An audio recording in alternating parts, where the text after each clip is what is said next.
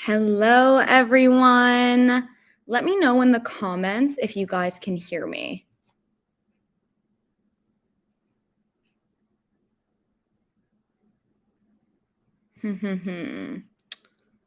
Let's see. Yes, awesome. Okay, then we are good to go. Let me see. And great. Okay.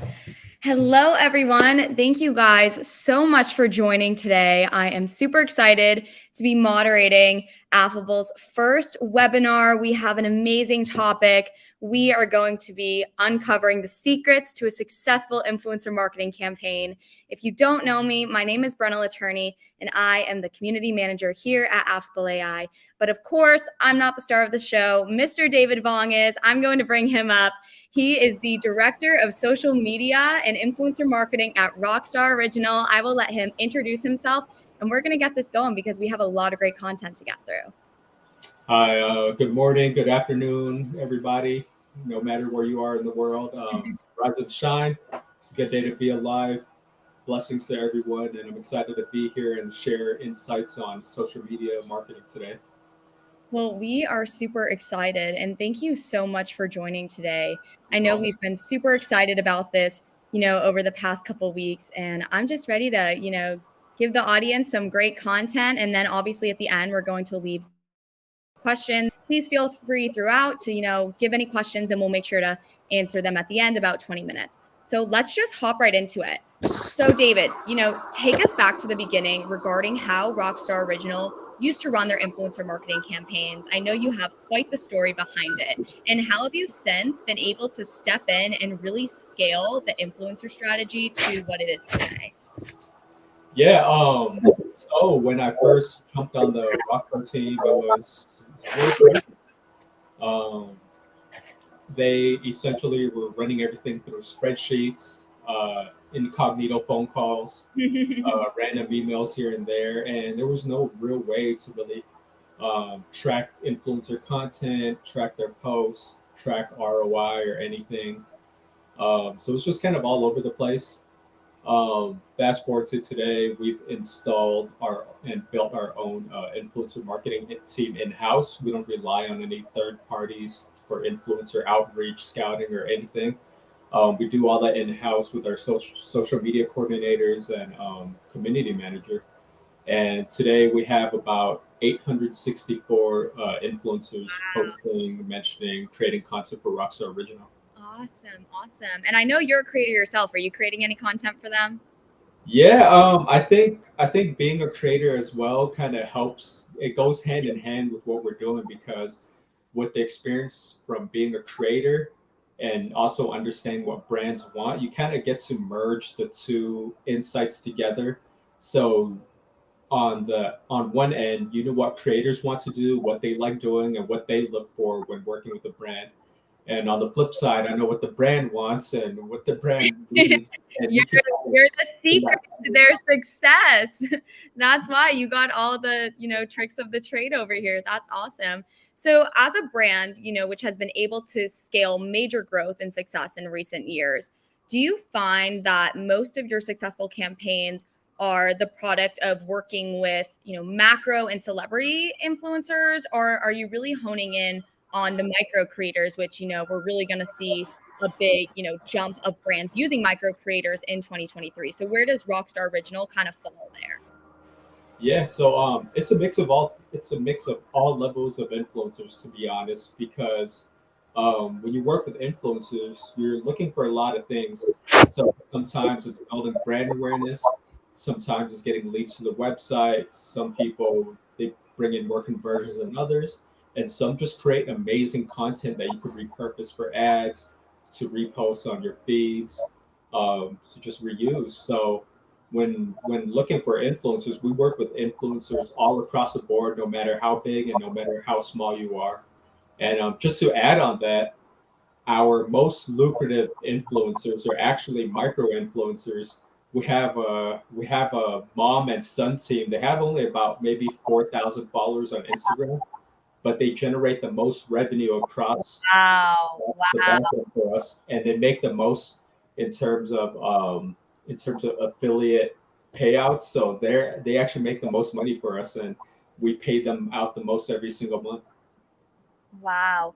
And really quick, just because I see a comment, do you mind moving a little bit closer to the mic so they can hear you a little bit Yeah, more? yeah, no problem. Okay, awesome. No, that's awesome. And would you say that in general, micro creators are converting in terms of, revenue, but obviously your macro level is really where that brand awareness is? Yeah, so with micros, I feel like the conversion rates and our engagement rates are a lot higher.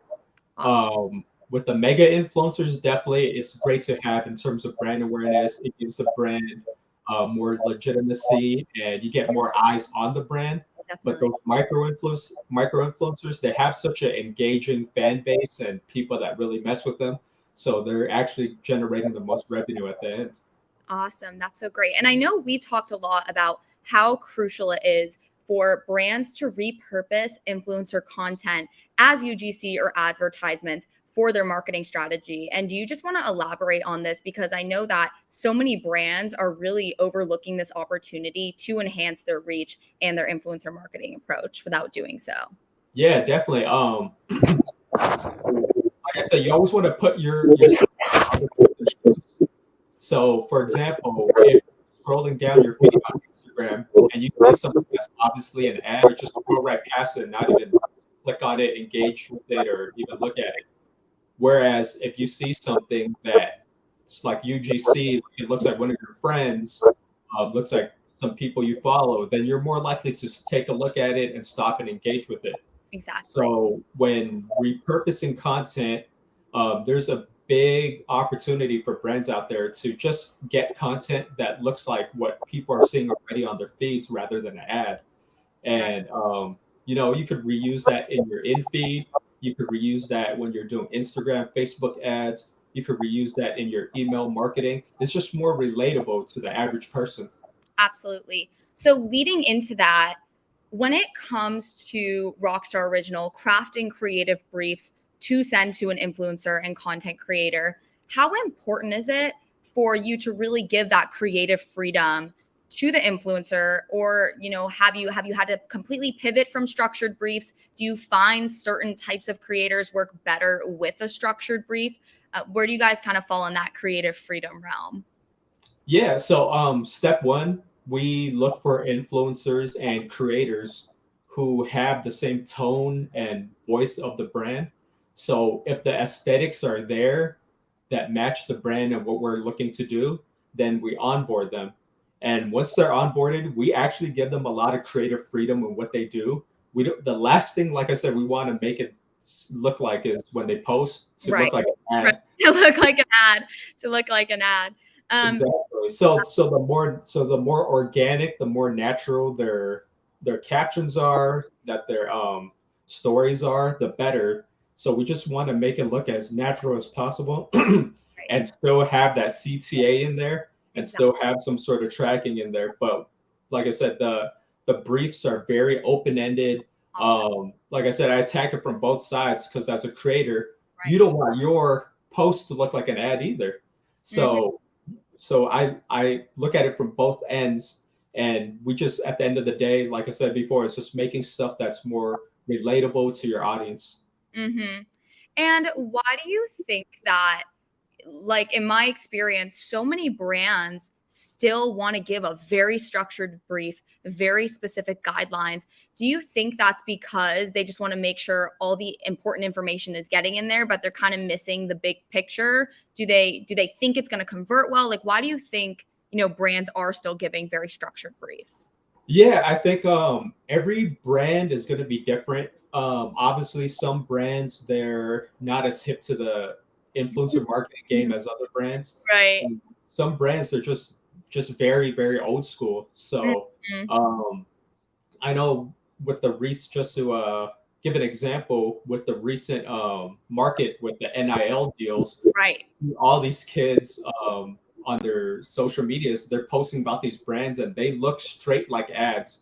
I think that's because these brands, they've never worked with millennial or Gen Z before. So they're just throwing these old school briefs at them. And in the caption, it just straight out looks like, hi, I'm so and so. I've signed with KFC or Popeyes or whatever. You could tell right off the bat it's an ad, and that's just not how the way it works anymore. So why do you think, because I think this is so funny with NIL athletes, because in a way, like they do hold so much influence, but they seem to be a little bit behind your everyday influencer and content creator when it comes to creating that content. Do you think that brands, aren't giving enough support in terms of what they should be doing? Or do you think they're kind of more, well, we just want the brand awareness. We're just going to throw a brief out there. And, if whoever from LSU baseball posts it, great.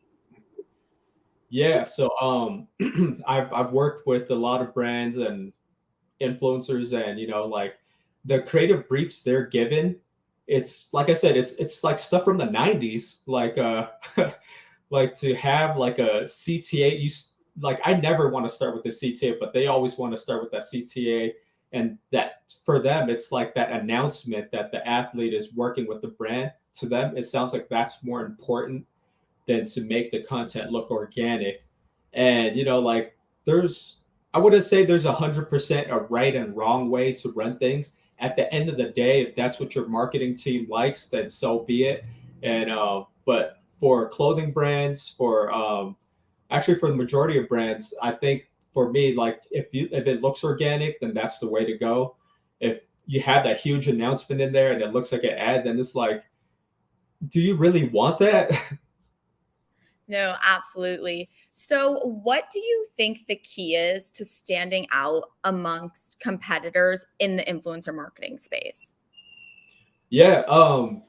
So from the brand side, you always want to see what's next. Like you always want to see the next emerging trends in that content. And whether that's like look at the latest TikTok trends, look at the latest IG Reels trends.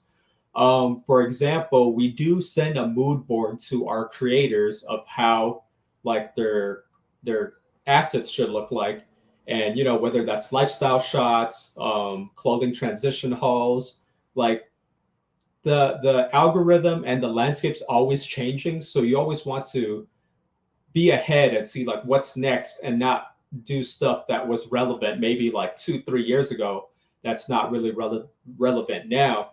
So if you actually go on Rockstar's TikTok and their IG Reels, you'll see like a lot of testing and a lot of guessing of what we think might work. And like I said, like like stuff you may think works might not work. So it's all about testing for social media. At the end of the day, you just test. If it works, then you keep running with it and keep trying. You gotta just keep experimenting and keep trying.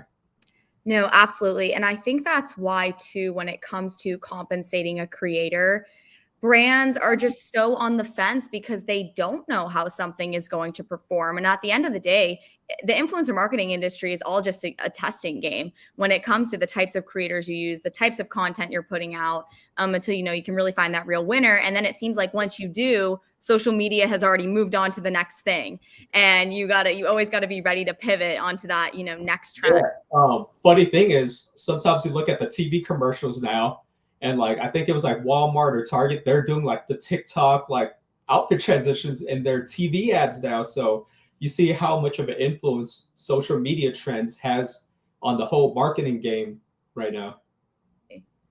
Absolutely. So, for all my newer brands in the comments, David, if you could give any piece of advice to a brand just starting out in the industry, what are three basic steps that they need to know in order to get started on their influencer efforts? Does it come down to the type of creator, the content brief, the key messaging? What would, your three go-to steps be to really, help them out?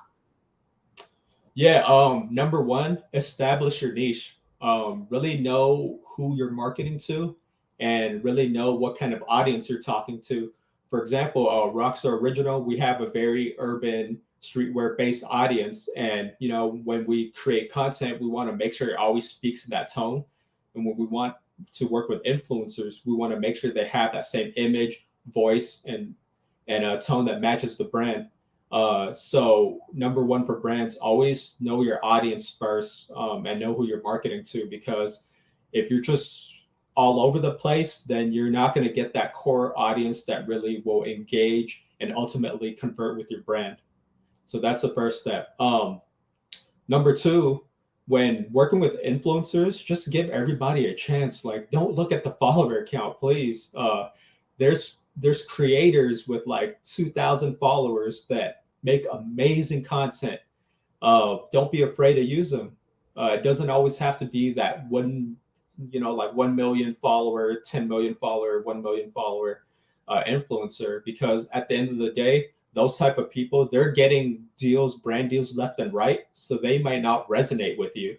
So work with those smaller creators and just build from there, because they're going to be the most loyal to you, and they're going to be the people who, whenever you have like a fire or like an emergency, something that needs to change overnight, they're usually the ones that will adjust their content to whatever you need.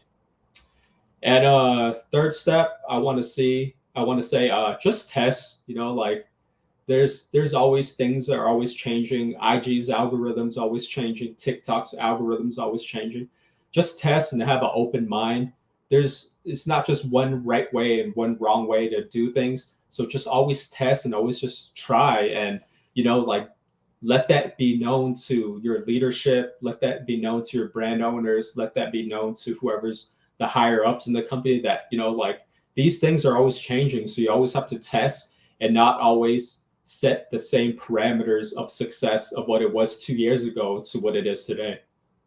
Absolutely. That's awesome. And going back on your point about your smallest creators being your most loyal, when you are a brand and you have inbound coming in from talent managers asking you, my, micro creator would love to work with your brand, basically, what as the brand should you look for or ask for? Because they might be, negating the creator just because they're small, but as a brand, are you looking for, well, have they used us organically? Are they, really big fans of our product and customers of our product? Would you what's your piece of advice for people trying to pitch those smaller creators so the brand can give them a chance? Yeah, when you're pitching smaller creators from an agency side, uh, really pitch the type of content they make, and really pitch how this content can be reused and repurposed.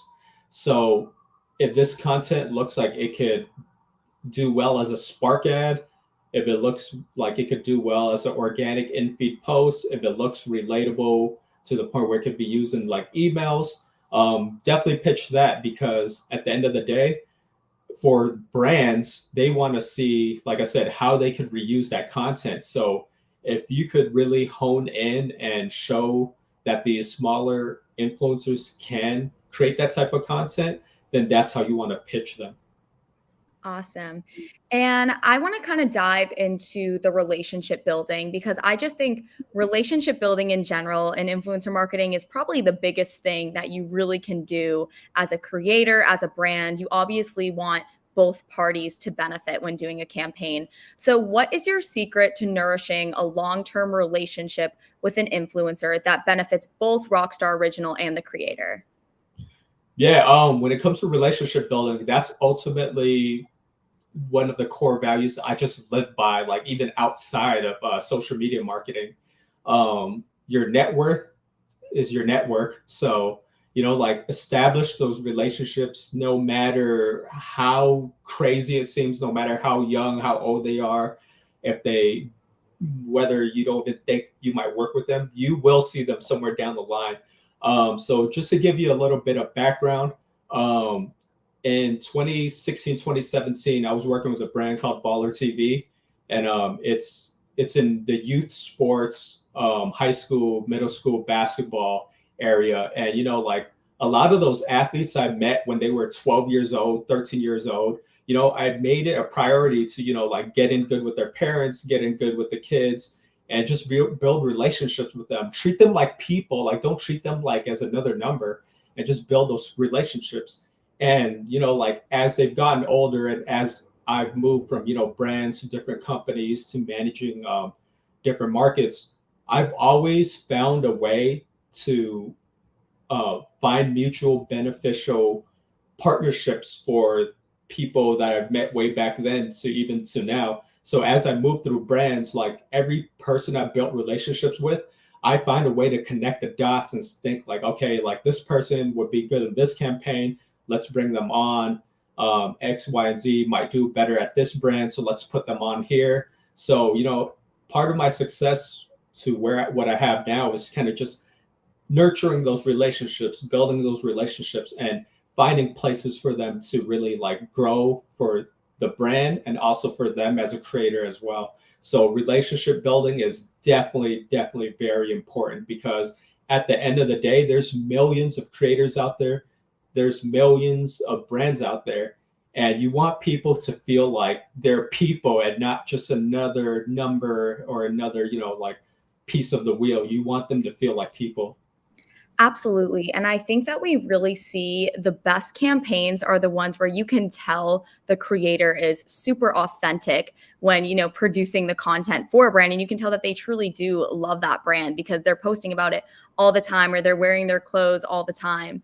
That's awesome. So do you find that working with a creator multiple times establishes a layer of trust that otherwise wouldn't have been there? Like, is it, more important for you guys as Rockstar Original to be doing multiple campaigns, or would you stay with one-off campaigns, or does it really depend on the performance of the campaign? Yeah, I don't like to do one-offs. I like to really build that relationship and maintain it and keep it going. Um, like I said, our most successful influencers are that group of micro influencers, and some of them they've worked with us for 2 years plus, and um, by working with us so long, they really understand the brand. They really understand like how we do things, and the expectations on both sides are just more established because you've worked with them for so long. And since we've worked with them for so long, their audience goes to their page and knows them as, that mom and son that we're Rockstar Original. And then like if you go down the line, we have tons of influencers and creators we've worked with for maybe like 10 to 20 campaigns, where the first thing they associate with those creators is Rockstar before they associate them with any other brand. That's great. And would you say that, I know, correct me if I'm wrong, you've worked with about 800 creators. Mhm. So I would assume, like, is it super important to build a community of creators and build this roster of people who are interested in collaborating with you? How do you, manage all those creators, and how are you ready to take on new creators? Do you have a system behind it, or like what is your bread and butter when it comes to that? Yeah. So like I said, relationship building is key. So when you're building an internal team to reach out and maintain those relationships, make sure you're getting good people that are people as well, that aren't, you got to make sure these whoever's working on your team is also treating them good and also building those relationships. I'd rather bring on someone that's a person that could maintain relationships and understand, like how to keep conversations going, than someone who claims to have worked in influencer marketing for 20 years and they just like move from one person to the next. Like, no, like I'd rather have someone that's a people person under me and I could teach them on what to do, and they could build those relationships and keep it going. So for me, like I said, relationships are key. So let's keep finding people who are understanding and compassionate and have teams like that, and that way you'll have influencers that really will just react way better to what you're asking them for. That's great. And I'm sure too, as a creator, you can really connect with them on that level. And I'm sure that you do through email or through these calls with them because you have something to relate about, which I think is super, super important. Yeah, and just to add on that as well, like having influencer marketing softwares out there like Affable, like it really helps you scale. Whereas like back then people were probably going into emails and typing emails one by one, but now with software solutions like Affable, you're able to like uh, mass email people and still keep it personalized, where like their first names, last names, handles. You make it feel more personalized, and like having solutions like Affable definitely helps assist us in these campaigns. Absolutely. And I think so many times brands become overwhelmed, newer brands especially become overwhelmed. Where do I start? I know I'll get on client calls and it's Brenna, where do I start? I don't know. Should I, start crafting the brief? Should I find influencers? And I think the best thing is like you don't have to do it alone because there are softwares out there that help you. But if you do decide to build a team, you have built that team under you, that everyone has a different skill set and everyone can come together as that team to produce the best results, find the best creators. That's where the magic happens. Like you said, it's all in building the relationship. So Yeah. that's super great. So I want to kind of head to our takeaways because I really want to leave time for questions with everyone. So I know you've just had so much experience. I know you've worked at Fashion Nova and you've been everywhere. So what is one mistake you've learned along the way that has pushed you to shift your influencer marketing strategy? Yeah. So like I said, like different brands, they want to see different things. Um, it's not always about conversions. I know like some like upper management, like if they've never really worked in influencer marketing, they'll look at the bottom of the funnel, which is the conversions. But they have to understand that with influencer marketing, it's about building that upper funnel. Like you're building that audience that like goes to your paid and engages with you. At conversion should always be at the end. I've worked with teams where they've stopped working with people just because they didn't see like any conversions from them. But at the end of the day, if they're bringing eyeballs to the website, if they're helping grow your social media, helping grow your community, there's more ways to win than one. So like getting more followers, getting more engagement, getting more clicks to your website, those are also wins as well. Like it shouldn't be measured from just that one metric of conversions. Yeah, absolutely. And what trends, kind of going off of everything that we've talked about, and I know it's kind of a loaded question because social media changes, every day, but what trends do you see happening in 2023 that you think brands should really look to capitalize on right now? Yeah, so the trends that you're seeing is basically stems from TikTok. Like any successful trends or what's trending on TikTok, that's essentially making its way to IG Reels. It's making its way to, like I said, like TV commercials. It's like anything that's trending on TikTok is basically being copied and used everywhere else. So for brands, I would say really, really follow what's happening on TikTok and really try to assimilate your content to that. And I wouldn't even say follow brands. I would say follow creators, because creators are always setting the the bar at what comes next. Find creators that resonate with your brand and see what they're doing, because they're going to be the ones that will teach you ultimately how to create content for your brand. And kind of going off of that, I feel like a lot of brands, they're always looking to, the superstar creators who they think are setting the trends. But you really see the value in finding these micro creators that really just align with your niche per se, and kind of going from there and looking at the trends that they're setting. Definitely. So when I'm looking for trends to, either assimilate, either to create stuff similar to, like I'm looking everywhere on TikTok. I'm not just specifically looking at those creators with 10 million views. Like I'm looking at whether you have 100 views, whether you pop up on my For You page. Like I'm watching throughout the whole day, throughout the whole week, on what makes sense and how we can make it rock star. It doesn't necessarily have to be exactly in that way of whoever creates it. We want to make sure that it makes sense and that Rockstar can make something with it, with that trend that will make sense for our audience. That's awesome. I love your view on everything that Rockstar is doing, because I just have worked with so many brands, and you're right. I think there just really is this hierarchy where people just only do look at the conversions and they look at the big stars, and they're not, looking at the industry for what it is. And that's why they're the ones that are behind when it comes to successful campaigns. So last question before we ask the audience some questions, and probably my biggest question. The industry is projected to be worth $21 billion in 2023. So in your opinion, what's next for influencer marketing, and how do you see this industry evolving in the next, 5, 7, 10 years?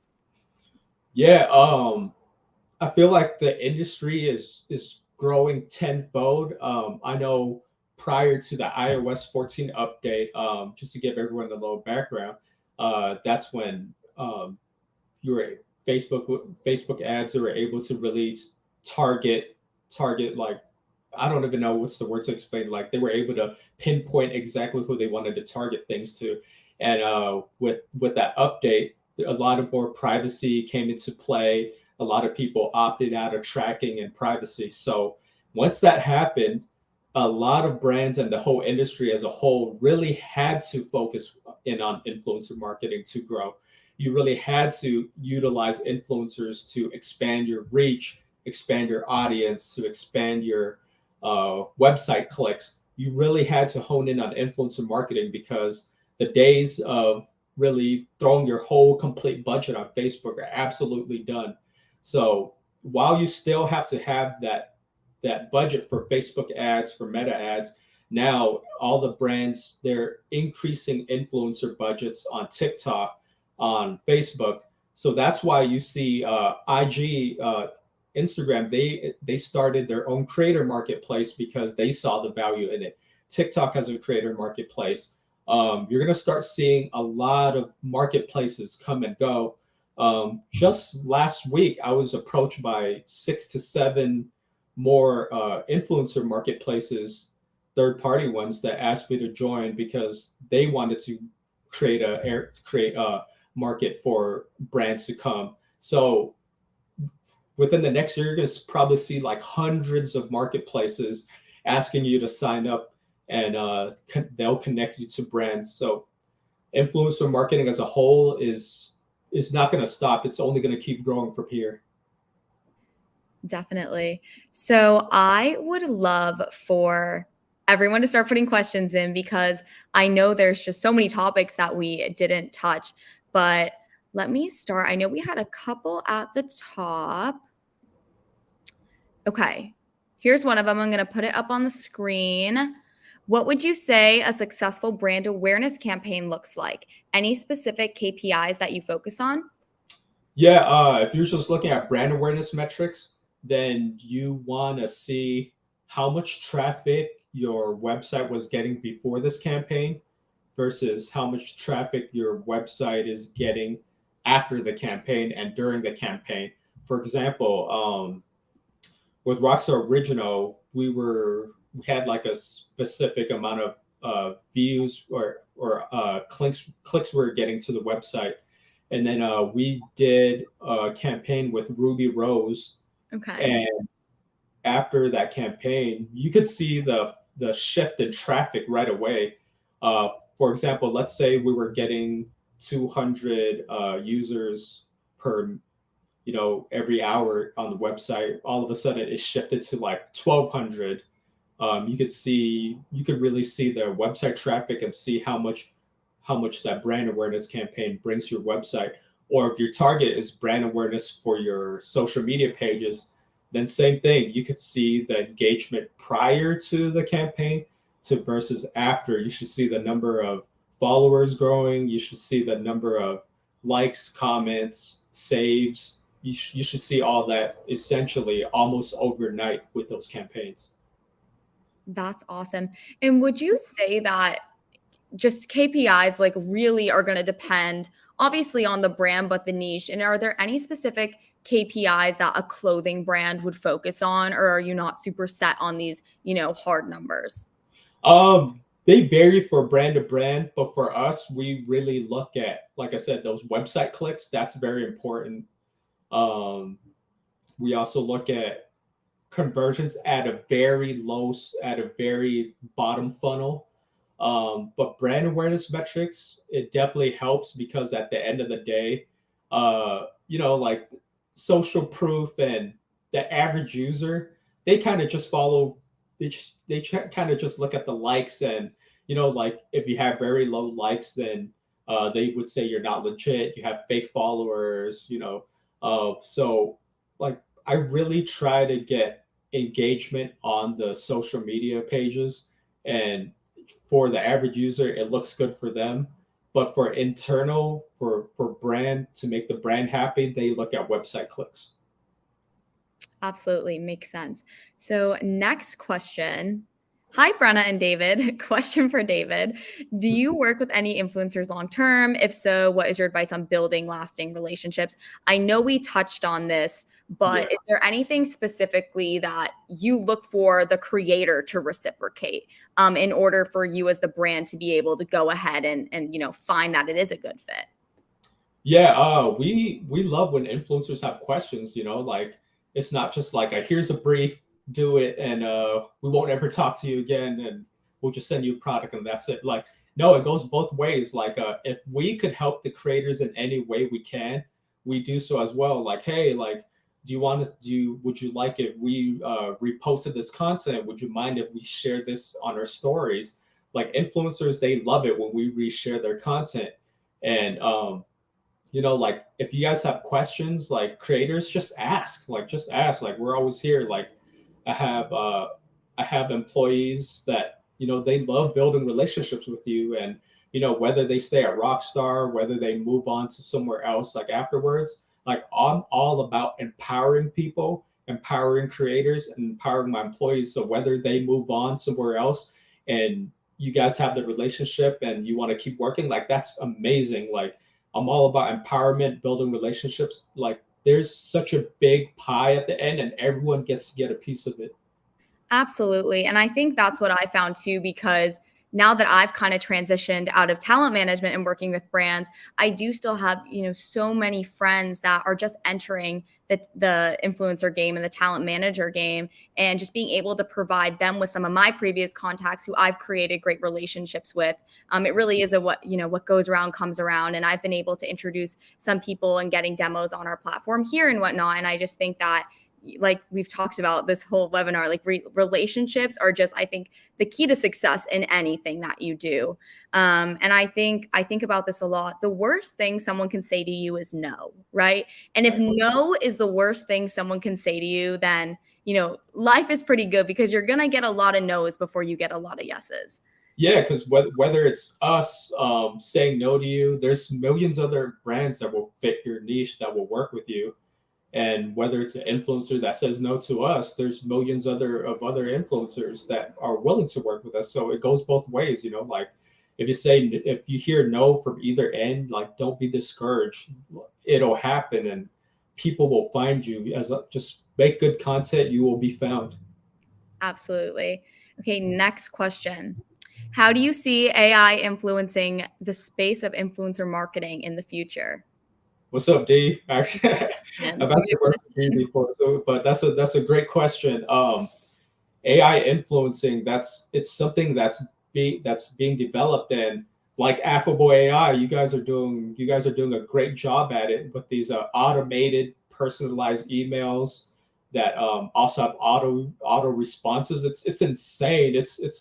It's cutting your team's workload in half with AI influencing. So, like, whether you still need that human element of, those occasional phone calls, but obviously you can't call everyone. So having AI influencer softwares like Affable, like, it's amazing in helping bridge that gap of, maybe I can't talk to 800 influencers today, but I could send out 800 personalized emails with automated responses today. Absolutely. So, next question. If you could only use one social media platform, All what one would you use? Let's separate this into two questions. What right. would you use as a creator? And then what would your, ideal platform be as a brand? All right, this is very hard because I gotta take a moment. This is a very tough question. It's very hard to use just one social media platform. For example, I'll give Rockstar as an example. For Rockstar Original, our main demographic is 25 to 32, and this core audience, they really engage and live on Instagram. It seems like that 25 to 32 is on Instagram, and that's where they are engaging most on. But as we understand, like I said, it's all about grassroots and getting to people while they're young. So knowing that, we know we have to build a TikTok audience, because that 16 to 25 or younger audience, they're all on TikTok and they're spending hours a day on TikTok. So it wouldn't make sense just to focus on one social media platform, because while our core base is on one platform, like I said, we always want to look at what's next, and what's next is on TikTok. So we want to establish that TikTok audience and get those eyes on TikTok as well, because they're going to be the future of who you're going to be selling to next. So we're focusing on one audience to who's currently core engaging with us, but still educating that up and coming audience that's on TikTok, and really try to build a relationship with them as well. So, if you're a brand starting out, what platform do you think, would be the best platform to start influencer marketing on? I guess it would depend on your demographic of It depends target on your audience. demographic. If you're really looking to get that 16 to 25 or younger audience, then I would say definitely go all in on TikTok. If you're just starting out and you kind of have an older audience, then definitely start on Instagram. For example, like, I have grandparents who are barely creating Instagram pages, but they're not going to create TikTok pages. So if you have like an older audience with like 25 and older, then definitely go with Instagram. And when would you say that you saw like a major shift and increase in the, target demographic or just the target audience? Was it when you guys, started just creating on TikTok? Did you see an increase in sales? Like, well, obviously from when you were on TikTok, but really an increase in that demographic in general? Yeah. So when I first came to Rockstar, I want to say the majority of the audience was in these Midwest and South cities and states. And I think that's because a lot of the audience there, they're, like I said, it's a little older. And as we've expanded with our TikTok marketing, California instantly became our number one gross revenue driver. We started to see people in these quote unquote cooler cities start to pop up. So, like I said, both is important. So, but we saw a huge influx of California driving in revenue in California for our TikTok or Facebook audiences. It definitely grew once we started establishing the TikTok. Awesome. Okay, next question. What is your suggestion for influencer marketing budget planning? Let's say your sales goal is $10 million. And what percentage would be fair enough to reach that sales goal for a retailer? Yeah, this is gonna differ from industry to industry. Not all industries and brands are gonna have crazy budgets to even get a $10 million goal.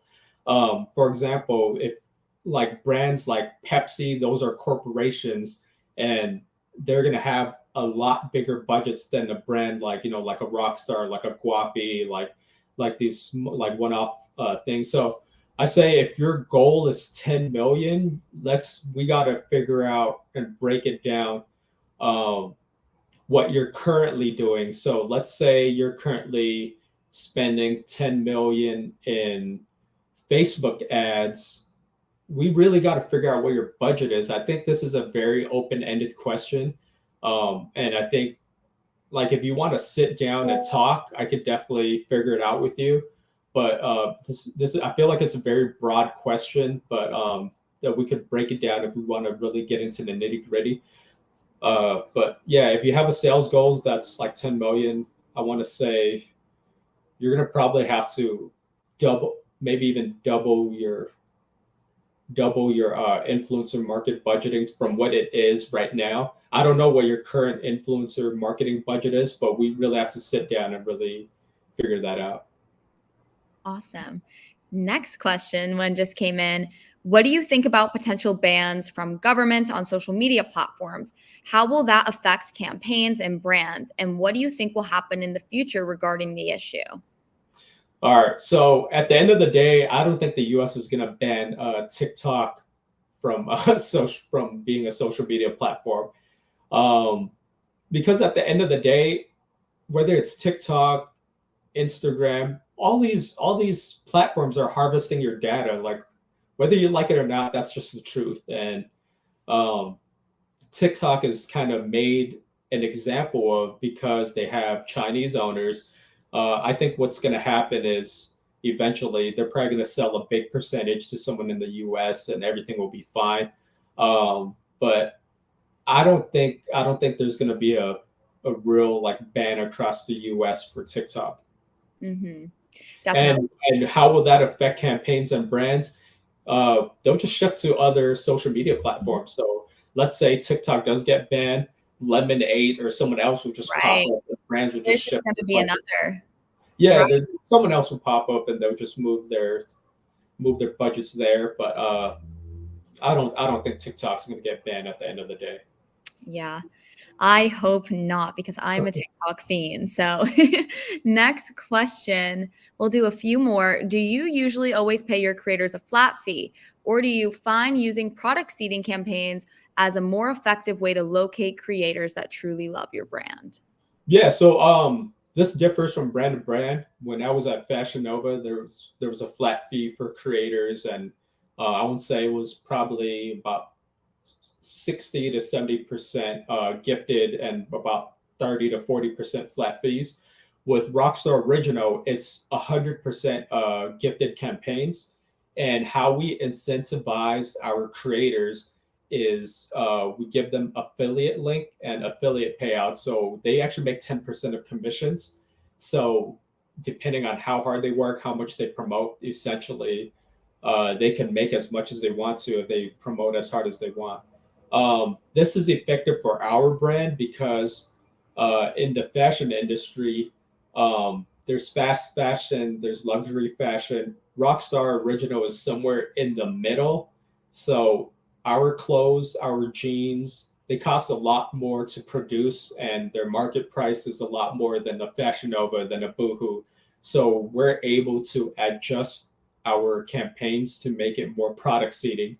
I know depending on the value of the product, you're not always going to be able to go 100% one way because you're probably going to have to test and see what your creators like more and what you're able to do. So it's about testing because in year one we had a mix of flat fees and product seeding campaigns, and right now in year three we're able to kind of just swing and go 100% product seeding with affiliate payouts. That's awesome. And especially you guys have had so much success, and I'm so excited to keep following your brand. And as we wrap up here, I just dropped in David and I's link to our LinkedIn. So please feel free to connect with us. I know David is always open to meeting people, crafting those relationships, as well as I am. And if you have any questions regarding the Affable AI platform, please let me know. I would love to connect you guys to a team member so you can learn more. But David, let's just do one last question, one last takeaway. What is your biggest piece of advice or just your biggest, takeaway in general? If you could sum everything up that we've talked about, what would that be? Don't ignore people, be a good person, and karma, what goes around comes back around. I'm a very spiritual person. I believe what you put into the universe is what you get back. So on the brand side, please don't ignore DMs. Please respond to all messages. You never know how big that person may be down the line. You never know how you may encounter that person somewhere down the line. From the brand side, please respond to all your DMs. From the creator side, please respond to all your DMs as well. Whether you think that brand might be too small for you now, you never know on the flip side if that brand's gonna 10x and become the leader in their niche. So from both sides, just be a good person and just treat people good, and the same will come back to you tenfold.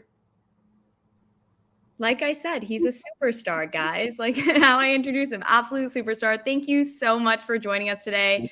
I'm sure we will talk soon. Everyone, thank you for joining. Like I said, please feel free to connect, and we will keep you updated on our next webinar. And if you guys want to reach out via LinkedIn, via my Instagram, Twitter, it doesn't matter. If you guys have any questions, just let me know. I'll be more than happy to reach out and just hit you back up somehow. If I don't see it the first time, feel free to send a second message, a second DM. I'll get back to you guys. Like I said, there's a big enough pie for everyone in this world, and let's all eat together. Awesome. Thanks so much. Thanks, everyone. Have a great rest of your week. Thank you, guys. Alrighty. Bye-bye. Bye.